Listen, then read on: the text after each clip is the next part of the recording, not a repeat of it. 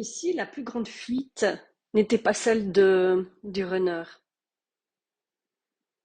Il en est juste le reflet, conscient, de notre inconscience. Cette fuite de nous-mêmes s'alimente de paroles, d'images en suspension,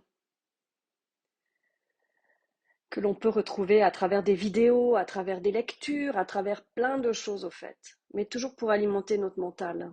Se remplir de rien pour se laisser infuser que de nous-mêmes. Tu sais ce truc, se dire moi je me coupe de tout, je ne vais plus regarder de vidéos, je vais ne plus faire de lecture, plus rien. Tu sais, ça fait ce petit truc comme une peur qui insécurise directement. Teste, tu le sentiras. Se remplir de la vie plus tôt, ça, ce serait le top.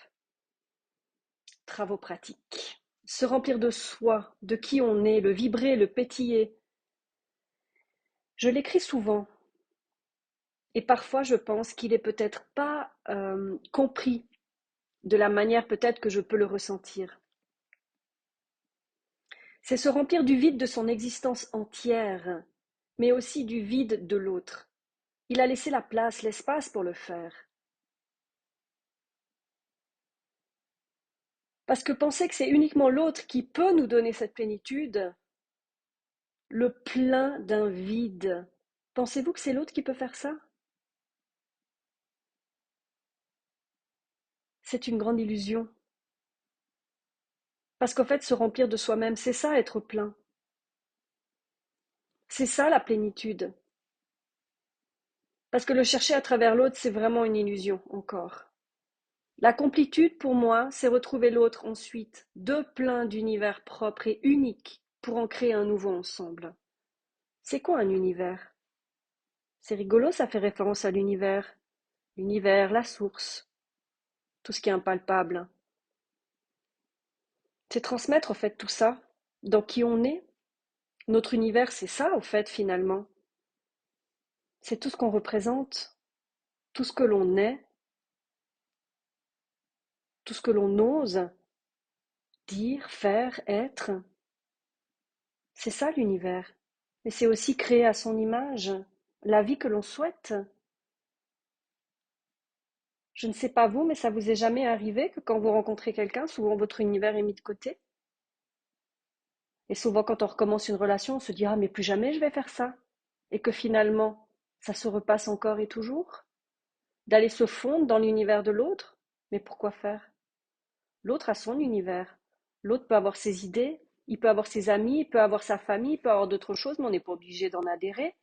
On n'est pas obligé de suivre ça. Oui, dans le cliché du couple, ça a été donné comme image que quand tu es avec quelqu'un, tu fais tout avec l'autre. Je me rends compte aujourd'hui dans mon réveil que pour moi c'était ça, que du moment que tu rentrais en couple, tu étais dans le couple, et que ça donnait au fait quelque chose où tu restais dans ce truc, dans cette bulle. Et c'était totalement inconscient de réaliser qu'au fait, on se perdait totalement. Mais quand tu te réveilles, que tu prends conscience de ça, tu te dis, mais je me suis introduite dans la vie des gens. Alors oui, en face, les gens ont permis de faire ça, puisque l'autre s'adapte, se suradapte. Ça se joue très bien ensemble, hein, finalement.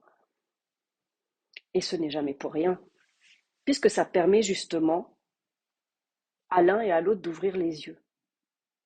D'ailleurs, ce que je suis en train de penser là à l'instant, c'est que finalement, l'autre, dans son comportement et ses attitudes, il n'a jamais pu se suradapter avec nous. Il a été lui-même. Alors oui, maladroitement, dans ses blessures, dans le rejet, au fait, ça a tout été transmis sur nous, tout ce qui était impossible de transmettre dehors. Alors je dis tout, hein, c'est une façon de parler, il y a des exceptions toujours. Et finalement, nous, dans la survie, on survole notre vie, ça veut dire qu'on donne notre vie à l'autre. Mais qu'est-ce que tu veux qu'il en fasse, l'autre de notre vie? Il le rejette totalement, il n'a pas envie de ça l'étouffe. Mais ce qui est bien fait finalement, ça veut dire que l'un et l'autre, on a toujours été complètement nous-mêmes. On a toujours été nous-mêmes sans les masques, sans rien, donc on parle toujours sans cesse de dire l'ego, l'ego, les masques, les masques, les masques, mais finalement l'un et l'autre ensemble, on a toujours été authentiques. Maladroitement, oui, mais authentique. Et tu sais, c'est souvent comme pour les enfants avec les familles. Souvent, on entend dire, ah, mais ton enfant à l'extérieur, il est gentil, sage comme une image, je comprends pas pourquoi chez toi c'est comme ça. Et parce qu'au fait, on arrive à se libérer, à s'ouvrir totalement et complètement dans toutes nos parts de nous-mêmes, de lumière et de sombre, uniquement quand on a confiance.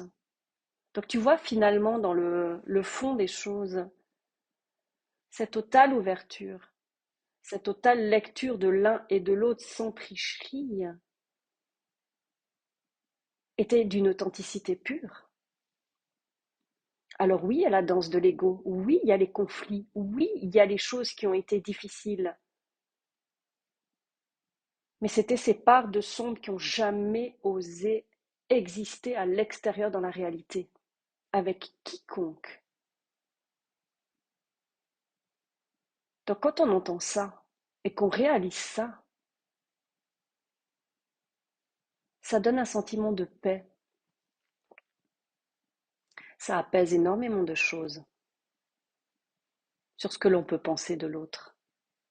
Mais finalement, l'autre, à la base, on l'a jamais rejeté pour qui il était vraiment, sans son faux self, sans son ego, sans son masque. Et je parle aussi de l'autre polarité, hein, pas que d'une seule. Hein. Donc l'autre à l'extérieur porte des masques de peur d'être rejeté par les autres. Mais finalement, quand il est en face de son autre, il ose totalement le faire sans les masques. Alors pourquoi n'oserait-il pas le faire à l'extérieur non plus? Il l'a déjà fait. Ça veut dire que cette ressource est déjà là, donc il n'y a aucune raison d'avoir peur. Et là, je parle dans les deux polarités toujours. Parce que quand un truc se joue dans l'un, ça se joue dans l'autre, puisque chacun porte des masques. Chacun a un ego. Chacun a un faux self, bien sûr. Et à des degrés différents de toute manière. Jolie petite parenthèse. Et joli petit égarement en même temps. Mais c'est pas grave. Donc je disais, la complétude, c'est retrouver l'autre, donc deux pleins d'univers, propres et uniques, pour en créer un nouveau ensemble. C'est quoi ce nouveau ensemble? Ce nouveau ensemble, c'est être totalement soi-même et de pouvoir se réaliser ensemble, sans devoir annuler, sans devoir remettre en arrière, sans devoir rejeter quoi que ce soit, sans devoir se battre, sans devoir lutter, en étant simplement soi-même, avec l'ingrédient complémentaire, la communication, pour pouvoir échanger, pour pouvoir s'ouvrir en tant qu'adulte et plus en tant qu'enfant ou adolescent effronté se rejetant la faute l'un sur l'autre. Ça, c'est lié à l'enfant blessé. Mais quand tu traverses tout ça, tu es l'enfant joyeux. Tu n'as plus à te battre, tu n'as plus à lutter. Donc en comprenant la dualité, en l'intégrant dans notre conscience, nous voyons le réel sous un autre angle. Notre point de vue est placé plus haut et l'étendue de notre vision plus vaste. Petit extrait au fait de la langue des oiseaux. C'est un site que j'ai trouvé aussi parce que je suis très intéressée par ce langage, puisque c'est un langage au fait de traduction qui permet d'aller voir derrière le sens des mots que l'on entend. C'est une vibration, c'est un son, un son. Et c'est ce qui permet au fait de passer de la conscience à l'inconscient. Je le transmettrai après. Mais c'est un site, cherchez, vous pouvez voir des choses sur la langue des oiseaux. C'est très très très intéressant. C'est une langue sacrée, une langue céleste. La traduction justement de voir ces deux pans de réalité. Donc un endroit, il y a un endroit et un envers du réel, puisque tout est duel. Donc il y a une dualité du réel. Et j'appellerais ça l'envers du décor. Une alchimie s'opère en silence et sans effort. C'est une compréhension de toute chose, cette langue. Quand je parle de la langue, c'est tous les mots qui sont prononcés ont une signification autre. Finalement, on n'a rien à faire. C'est tout à défaire. Et quand on prend conscience de ça, on a une ouverture, un regard différent, on a une hauteur différente. Ça ne parle pas de supériorité. Ça donne juste l'information qu'on a une prise de conscience. Et cette prise de conscience fait qu'il y a une transformation qui se passe à l'intérieur de nous, sur plein de plans différents. Donc on a une vision, justement, une compréhension de toute autre chose, un autre paradigme, une autre vision du réel, de ce qui se passe en réalité, en amenant à la joie naturellement. On n'a pas à la chercher, la joie. Et tu sais que la joie, c'est la nourriture du cœur, de l'amour. La joie, en langue des oiseaux, c'est quoi? C'est le verbe ouïr, à la première personne du présent. Joie, qui signifie j'entends. Joie, c'est J'-O-I-S. Ouïr. J'entends. Je comprends cet ordre et j'entre dans la connaissance. Cette langue des oiseaux sert à révéler la réalité de l'inconscient vers le conscient, en transformant ainsi le sens des mots. Mais c'est aussi les mots de notre mental, de ce qu'on se raconte, qu'est-ce qui est caché derrière, mais aussi les paroles extérieures de tout ce qui est en lien avec l'interaction. C'est ça les miroirs. C'est ça aussi l'importance de tout ça. C'est ça aussi cette relation. C'est ça aussi ce parcours. Ça permet d'ouvrir les yeux sur notre monde et notre réalité et cette histoire que l'on sait raconter depuis petit, pour l'un et pour l'autre. Les mots sont des sons cachés, où la signification réveille notre âme, notre être, d'où l'importance de voir derrière ce qui se passe dans la matière. Ça permet de comprendre la dualité en nous. Il n'y a pas le spirituel d'un côté et la vie quotidienne de l'autre. Cela, c'est le principe de la dissociation et c'est ce qui conduit à vivre la souffrance. Oui, parce qu'à chaque fois qu'on est divisé, à chaque fois que l'on est séparé, ça montre cette image d'être seul. La solitude fait souffrir dans la réalité. Mais la solitude, en réalité, c'est se retrouver seul avec soi. Ce n'est jamais une souffrance. On n'est jamais seul du moment qu'on prend conscience. Moi, je me suis souvent perdue avec cette dissociation. Quand tout le spirituel s'est réveillé pour moi, c'est-à-dire la médiumnité, etc., suite à aussi une rupture amoureuse, tout s'est développé, tout s'est mis en réalité. Je pouvais percevoir, entendre, ressentir les gens, mais vraiment tout le temps, tout le temps, tout le temps. Ça a été horrible à gérer. Mais c'était une nouveauté aussi. Plus tard, tout s'est développé, tout s'est enchaîné pour que dans mon travail, je puisse exploiter tout ça. Après, j'aime pas ce mot-là, mais simplement pour donner l'information. J'avais créé mon entreprise où je me suis lancée indépendante depuis 2015. Donc pour moi, j'avais une partie, c'était ma voie professionnelle, et j'avais cette autre partie où c'était moi, dans la réalité, où je dissociais les deux. Comme dans mon travail à l'époque. Dans la base, je travaillais pour le mouvement du corps, où j'étais dans la posture, les douleurs et tout, c'était déjà mon truc. Et quand l'énergétique s'est réveillée, quand il y a eu à un moment donné un rejet total de ça pendant 3 ans, j'ai dissocié les deux. Je ne voulais rien entendre. Je ne voulais plus parler d'énergétique. Je ne voulais pas ressentir et je disais ce n'est pas mon métier. Moi, je m'occupe du corps. L'émotionnel, l'énergétique, c'est pas mon problème. C'est assez drôle. Et quand tu fais ça dans la vie, en réalité, tu te dis j'ai mon job et j'ai ma vie privée. Mais en fait, c'est la même chose qui se passe en réalité. Tu rejettes le tout. Et en fait, j'avais ma vie partagée en deux déjà là. J'étais déjà dissociée. Déjà avant la rencontre avec mon autre, et ça s'est accentué encore plus quand il est rentré dans ma vie. Et je me suis perdue. Mais c'était nécessaire. Parce qu'aujourd'hui, je me suis rendu compte, la même chose que le déclic dans mon travail, je ne peux dissocier l'un et l'autre. On est tout ça. On est à la fois spirituel, on est à la fois matière. C'est un fait. c'est la réunion de l'esprit dans le corps. Âme, esprit, corps. Et c'est aussi une base de santé mentale. D'ailleurs, dans la définition de l'OMS, tu retrouves la spiritualité, qui fait partie au fait de cet état de stabilité. Parenthèse fermée. Être prêt à tout repenser autrement. C'est ça le changement aussi. Amenant justement au je ne sais rien, ou même je ne sais pas.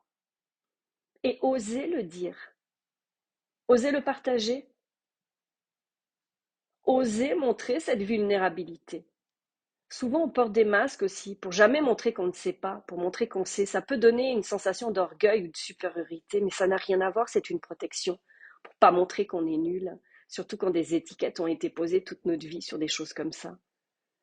Donc tu arrives à ce stade où je ne sais rien, et à cette ouverture différente, en sortant de tout ce qu'on nous a appris jusqu'alors, derrière les dogmes, les croyances, les étiquettes, les peurs, les mouvements, les clans, les conditionnements, les séparations, les divisions, derrière la dualité de toute chose. Ne sens-tu pas dans ces mots la séparation? Ne sens-tu pas dans ces mots la distance? Se sentir d'un côté et il y a les autres. Et ça touche tout ce système de dévalorisation et de comparaison, toujours à quelque chose d'autre.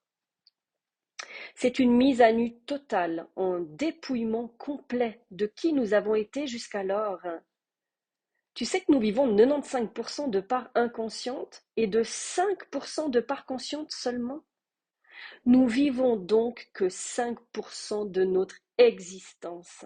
Tu sais l'image de l'iceberg où tu vois la pointe sur le dessus et le monstre morceau d'iceberg sous le dessous, ce qui n'est pas visible.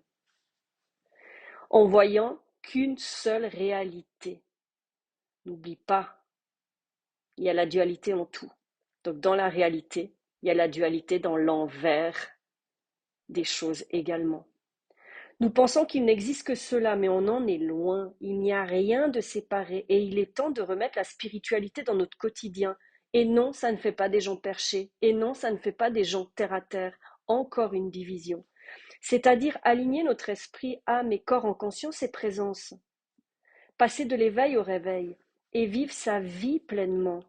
Un pas après l'autre, une prise de conscience après l'autre. Alors oui, quand tu entends ces choses selon l'endroit où tu te situes, dans ta vie aujourd'hui, c'est de te dire mais moi j'en suis pas là et de se dénigrer ou se dévaloriser ou prendre la personne pour quelqu'un de supérieur, mais ça n'a absolument rien à voir avec ça. C'est l'ouverture de conscience, c'est prendre conscience de sa réalité propre. Chacun a sa réalité aussi, chacun son rythme. Juste en avoir conscience de ces deux phases de la réalité, c'est déjà un magnifique pas. C'est ce qui arrive quand on sort de l'horizontalité. L'horizontalité, c'est tout ce qui est lié à la dualité, hein. Et qu'on ouvre les yeux à autre chose de plus grand, qu'on voit derrière le sketch, derrière la pièce de théâtre, le jeu qui se joue. Et tu sais que dans le langage des oiseaux, il y a le jeu et le jeu J-E et le jeu J-E-U. Mais c'est toute cette danse de dualité entre qui on est et qui on essaye d'être et qui on doit être, etc. aussi. C'est l'illusion de la forme, le monde des formes, comme je l'ai déjà dit, qui fait partie de la dualité. Celle tant nourrissante que représente notre autre. Oui, la forme. Le podcast au niveau de la forme et du fond que tu peux écouter pour avoir un petit peu plus d'informations si tu ne l'as pas entendu. Donc l'autre représente vraiment ça. Et tu sais, c'est cette forme nourrissante que représente justement notre autre, tant sécurisante, tant protectrice, et qu'avec la séparation physique a été transposée dans une autre forme, qui est tout ce qui s'est rattaché à ce parcours, ce concept qui n'en est pas à l'origine, mais qui s'est développé par nous, chaser, manquant de forme à l'origine. Tu trouveras un autre podcast là-dessus si tu veux plus de détails aussi. Je ne vais pas m'étaler là maintenant. Donc se perdant là-dedans, on recherche comparaison, compréhension pour apaiser notre manque de sécurité de base.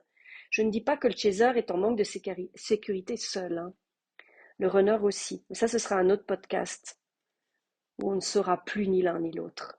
On est tout ça. C'est très bien au départ pour alimenter notre mental, le rassurer, lui permettant par l'analyse de comprendre ce qui s'est passé, ce qu'on a vécu, pourquoi c'est si fort, pourquoi c'est différent. Mais en nous éloignant du but premier, combler ce vide, seul, ensuite pour se remplir de nous-mêmes. Ça veut dire quoi se remplir de soi? C'est d'oser voir qui on est derrière toute notre construction depuis l'enfance. Qui sommes-nous avant tout ça? Cet être se pensant ne pas être assez, ne méritant pas ni amour, ni attention, ni présence, ni respect, barricadé des autres, de l'extérieur, si profondément avec cette croyance erronée, pour qu'on ne trouve plus, pour qu'on ne se trouve plus, se privant nous-mêmes, au fait, soi-même, de tout notre magnifique potentiel et rayonnement naturel. Coupé du monde, de la vie, de l'amour, étant dans une totale dualité de j'ai peur d'être aimé, je veux aimer de tout mon être en même temps, en quête d'un parfait illusoire qui ne sera jamais satisfait, laissant ce vide, ce manque affectif, qui n'est autre que nous-mêmes, ce manque de nous, barricadés, cloîtrés, se pensant en sécurité hors de tout, retirés de tout, prison intérieure, inconsciente. Oui, on appelle ça le contrôle, avec cette tour de contrôle mentalisée qui chapeaute tout dans l'ombre. Oui, toutes ces parts inconscientes de pourquoi ça s'est mis en place. Oui, nous, Chaser, avec notre mental d'acier. Pauvre phrase obsolète donnée à tout va par l'extérieur, mais faut lâcher prise. Ce qui ne fonctionne absolument pas entre nous, hein, puisque c'est une construction profonde de sécurité qui a été mise en place sur cette croyance: je ne mérite pas, je ne suis pas assez, histoire de ne plus rien ressentir, ne plus souffrir, ne plus être abandonné. En résumé, on s'est abandonné soi-même. Depuis belle lurette. Oh, pauvre runner, pensez-vous que c'était à lui de gérer ça? De tout prendre en charge? Bien sûr, quand je dis ça, il a sa part de mensonge et de trahison personnelle pour lui-même à gérer, hein, à se découvrir aussi dans ce qui a été mis en place depuis l'enfance, parce qu'il a aussi tout ça, mais représenté d'une autre façon. Alors cet autre au début, je dis avant les masques remis des deux côtés, arrivé de nulle part, qui nous a sortis de notre enfermement sans rien comprendre. On s'est retrouvés les deux complètement nus, sans contrôle, sans protection, totalement nous-mêmes. Personne n'a jamais réussi à le faire avant. Chapeau, vraiment chapeau. On a goûté l'un et l'autre à la vie. Elle nous a traversés en nous. L'autre représente cette vibration de vie, d'amour véritable. Quand je dis l'autre, c'est toujours pour l'un et l'autre aussi, hein. Cet amour véritable sans masque, sans rien, à l'état de nu, à l'état de pur. Une chose importante à retenir pour l'un et l'autre, on a été l'élément déclencheur du ressenti, de la vision de notre vraie réalité intérieure, derrière cet emprisonnement, notre vrai nous. Tout ça existe déjà en nous depuis toujours. Ça a juste été camouflé derrière des tonnes de stratagèmes mis en place pour la survie, donc pour l'un qui est dans la survie, hein, et l'autre pour se suradapter. Il n'y a pas de toxicité réelle, au fait. On est notre propre poison. Ce retour face à soi-même. Quand je dis notre propre poison, c'est pas quelque chose pour dire qu'on est des gens mauvais, ça n'a rien à voir. C'est que derrière ces constructions, ces barrières, cette barricade, on a tellement mis ces plus belles parties de nous-mêmes, on les a tellement cachées, de peur que quelqu'un les abîme aussi, qu'on s'est empoisonné tout seul. Dans tout ce qui a été occulté, au fait, dans tout ce sombre. Quand on parle du sombre, ça ne veut pas dire que c'est notre part qui est mauvaise. Non, c'est notre pureté qui a été cachée. Et le sombre qui a été mis tout autour, c'est quoi? Le noir, éteindre la lumière. Mais c'est tout ce qui s'est construit dessus. Toutes les peurs, toutes les blessures, toutes les protections, tout ce qu'on s'est raconté, tous les masques, tu peux rajouter tout ce que tu veux, au fait, c'est le vide qui s'est formé entre ce petit qu'on est et cet adulte que l'on est aujourd'hui. Il y a une grande distance qui s'est formée avec cette protection. On pensait que c'était quelque chose de sécurisant, mais c'est totalement illusoire. Donc ce retour face à soi-même durant la séparation, appelé ce vide, ce néant, oui, ce qui fait peur, et le grand saut vers qui on vibre en réalité. Mais ça fait peur d'aller se rencontrer. Ça, c'est des peurs qui se réveillent plus tard quand tu commences à t'ouvrir. La peur de réussir, la peur du succès, la peur de sa propre lumière, la peur de voir en réalité qui on a été puisqu'on l'a tellement mis sous cloche, de peur qu'on l'abîme. On a même peur de l'abîmer nous-mêmes, au fait, inconsciemment. Donc on prend conscience de tout ce qui a été faussé en nous, masqué, surjoué, identifié, copié, adapté. Mais c'est pour l'un et l'autre la même chose. Au début de la séparation, on veut récupérer ce qui nous a rendus vivants. Alors, tu vois, déjà, on veut récupérer, c'est tout lié à l'ego. Sans cet autre, on a l'impression d'être rien. Bah oui, puisqu'on a toujours pensé être rien et ne servant à rien depuis l'enfance. Au lieu de courir à l'extérieur chercher la reconnaissance, il est temps de se reconnaître enfin et de voir tout ce que l'on est en réalité. Tout le potentiel mis sous cloche, enfermé de peur qu'on blesse ou touche à notre pureté d'être. On s'est tellement camouflé derrière notre tour de contrôle mental qu'on a oublié de vivre et de laisser vivre qui on est vraiment. Parce que tu sais quoi, finalement, en contrôlant tout ça, en voulant protéger tout ça, on s'est mis à contrôler la vie elle-même et on est passé en mode survie. Tu sais ce que ça veut dire, la survie? On utilise notre cerveau archaïque, c'est quoi? C'est un cerveau, en fait, qui est là pour nous aider à vivre, à survivre, à pallier à tout mode qui pourrait nous retirer la vie. État de défense. Tu vois l'animal blessé, ce que ça donne? Voilà, sur nos gardes, les armes, complètement sorties, complètement repliées, dans notre terrier. Alors c'est pas que l'autre qui est dans sa grotte, tu sais. Le chaser aussi. Donc c'est tout le chemin de retour à soi, se repêcher, d'où la chute de la nuit noire de l'âme. Et pourquoi on dit que c'est pas la nuit noire de l'âme, mais plutôt la nuit noire de l'ego? Parce que c'est ce passage de l'ego à l'âme. Mais en réalité, ça veut dire quoi? L'ego est un protecteur rempli de stratagèmes, rempli de masse, rempli de contrôle. C'est tout ce qui s'est construit dans cette prison. Donc on est prisonnier de notre ego. Mais l'ego, en réalité, il n'est pas à abattre. Il n'est pas mauvais. C'est notre protecteur qui a toujours été là. On a juste besoin de le remettre à la juste place. Tu sais, derrière le rideau. Donc, de l'ego à l'âme, puis se hisser à nouveau jusque dans la réalité de qui on est. Ne pas rester bloqué à cet étage pensant tout comprendre. Hein? Le je sais tout. Cette sensation de paraître comme si on était orgueilleux, comme si on était supérieur. Mais c'est pas notre personnalité, ça n'a rien à voir. C'est un masque. Un masque qui est mis en place pour pas montrer la vulnérabilité qu'on ne sait pas. Mais en réalité, on ne sait pas, on ne sait rien. Hein, ce fameux mental? La suite, c'est quoi? C'est l'intégration. Oui, cette infusion d'essence avec ce nouveau nous, cette nouvelle réalité. Pour ce faire, c'est quoi? C'est vivre des expériences dans la matière, tester comment on est devenu, et c'est se frotter au monde, oser s'ouvrir à nouveau aux gens et à la vie.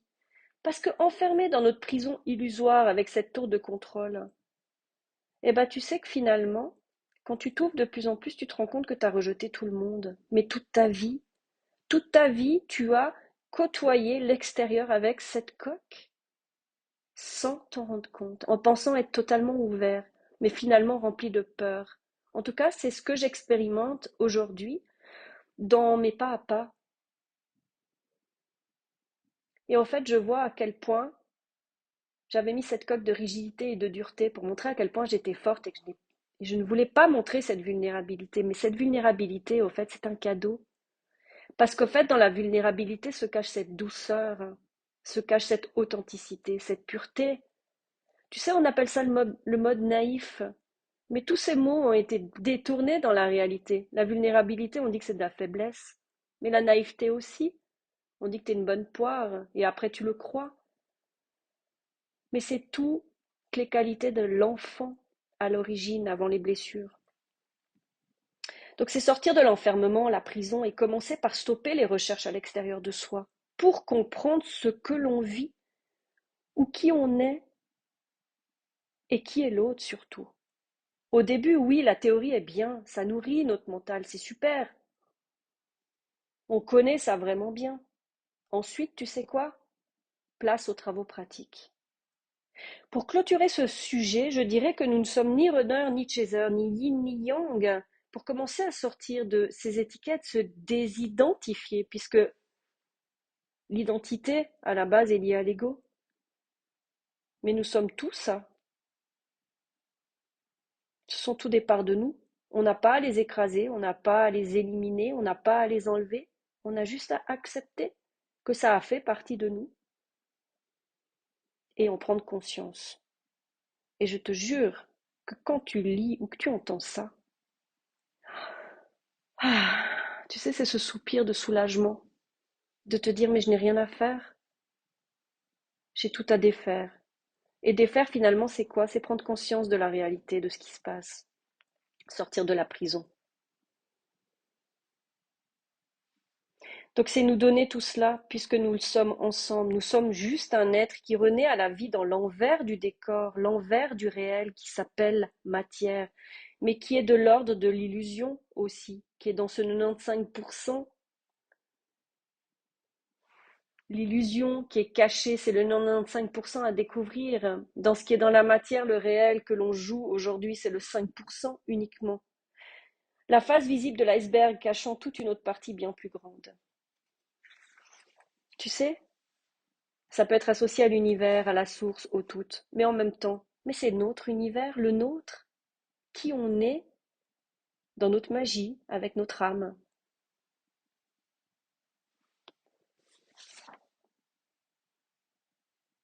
Donc tout ça, appeler le réveil, voir, entendre et percevoir autrement d'un autre angle de vue, c'est passer du mental au senti.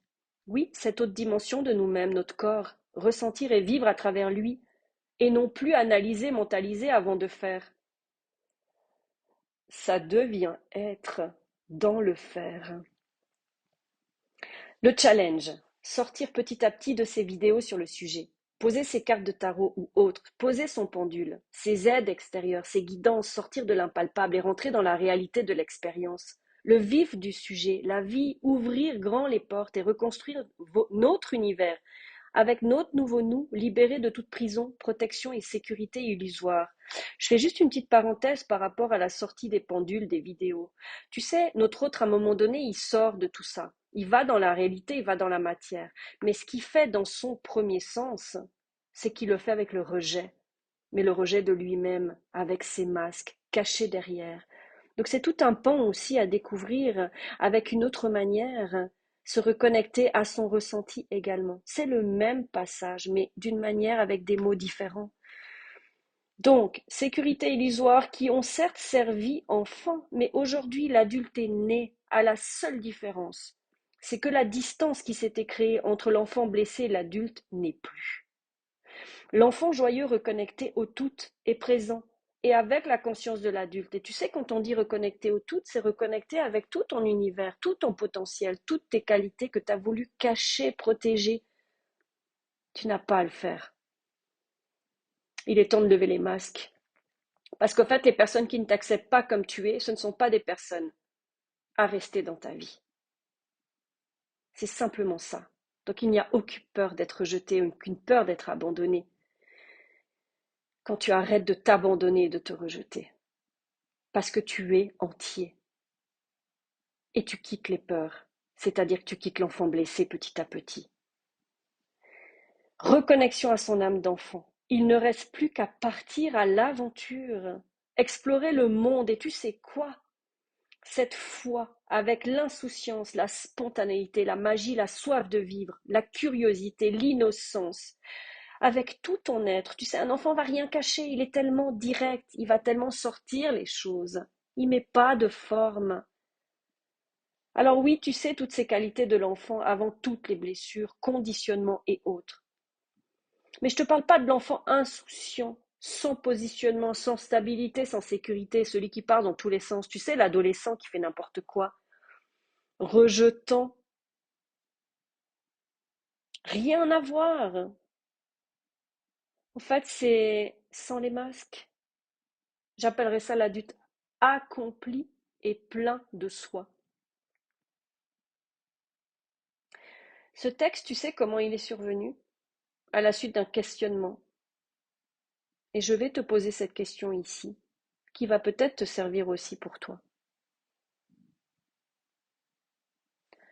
Donc tout ce qu'on a décrit là, partir dans le monde, aller à la découverte de tout ça, qu'est-ce qui t'en empêche? Qu'est-ce qui t'empêche de le faire à part toi-même?